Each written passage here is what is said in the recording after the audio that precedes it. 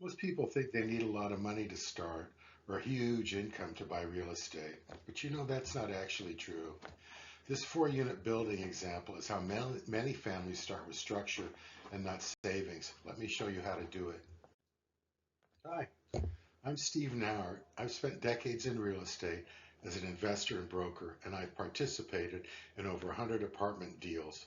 I've placed two FHA families in four-unit buildings using the same structure. The lesson is based on real deals, so let's get started.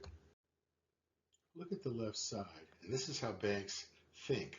We start with monthly income, and in this example, $80,000 per year gross income. Then we apply lending limits, about 36% for housing-only debt and 46% for total monthly debt. That tells us what's realistic for a mortgage payment. Then we layer in rental income to see what's actually possible. In this example, we're using Texas, not because it's the cheapest and not because it's the most expensive. Texas sits in the middle of the U.S. housing market. Prices are realistic and incomes are normal. If the structure works here, the structure works almost anywhere, and that's why we've picked Texas. This is the key idea. The other three units add to your income, and that rent is included by the bank when qualifying for your loan. It determines how much you can borrow, and that's why this works. It's not more of your money, but it's more income and a better structure. Many buyers use state down payment assistance programs. They're public housing programs, often offered through state housing agencies, and most are designed to work with FHA. To check availability in your state, start with your mortgage lender and ask directly about FHA assistance programs. You can also search your state housing agency website for current down payment programs. A local real estate agent will usually know what's available, and availability depends by state and the buyer. I think you might be surprised about what's already there for you. These are the costs required to close an escrow, and this is where escrow happens. Titles, fees, escrow fees, taxes, lender costs, they're all paid at closing, and this is how real estate works. Somebody has to pay them. Our strategy uses seller credit, usually around 3% if the appraisal comes in, and these costs can be included in the total loan structure. That's why we target good properties with some rent upside so the deal has some room and you can get a good appraisal. This is the gross tax follow-along calculator used throughout this lesson and future lessons. It uses the same inputs we reviewed: purchase price, rents, and loan terms. And this is how we check the math.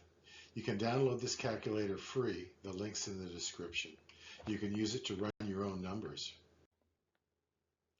First, we need to look at the building as a business and not as a home.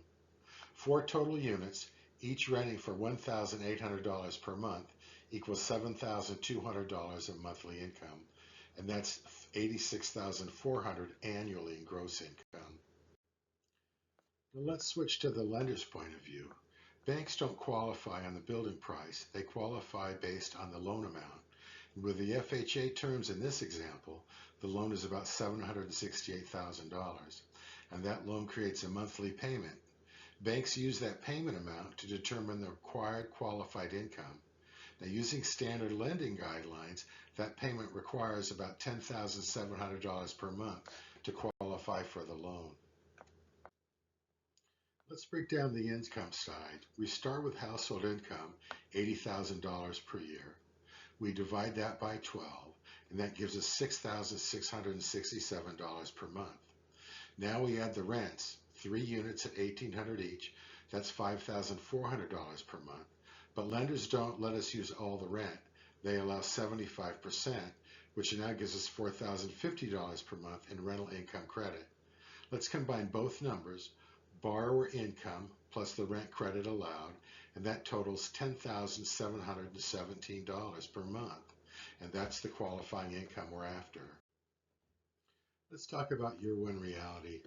After buying this property, some things improve right away, and some things feel uncomfortable. The building runs slightly negative cash flow, $4,580 per year. I'm not going to hide that. That negative cash flow is real, but it's not the whole story.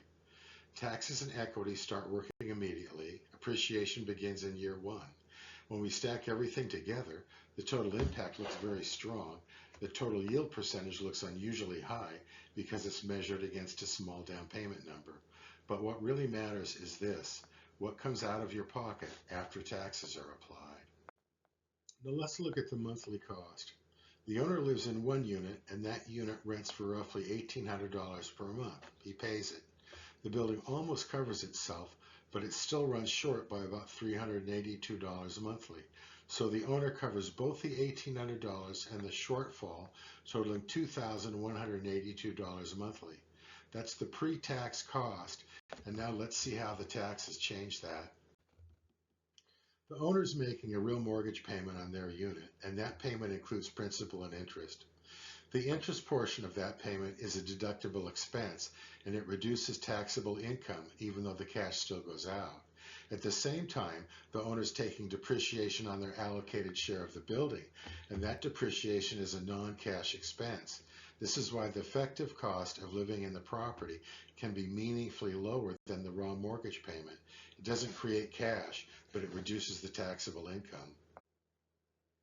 Not every family qualifies a loan. Income limits are real. That doesn't mean the plan stops working. The property still works and the numbers still work, but what changes is the structure.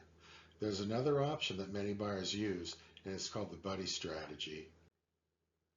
Here's how the buddy system works in practice. Two buyers work together and each brings their income. Both of them qualify on the loan, and they both live in the property, one in each their own unit. The remaining two units are rented to tenants, and those rents are added back into the bank's calculation. You combine both those incomes, and the total qualifying income rises to about $11,867 per month. That clears the income hurdle. Same property, same plan, the different structure to qualify. When you buy real estate, there's several ways to take the title. Property can be owned directly by individuals or through entities like partnerships and limited liability companies, each with different impacts on control, financing, and taxes. Some structures emphasize simplicity, others focus on liability, and some are designed to scale up to groups. The structure you choose depends on your deal size and the number of partners involved and what you're trying to accomplish. When buyers purchase together, they must choose how to take the title.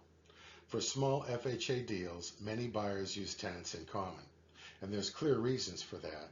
With FHA financing, buyers must own the property directly. Each buyer takes title before any entity exists. That means each buyer is on the deed and signs on the loan.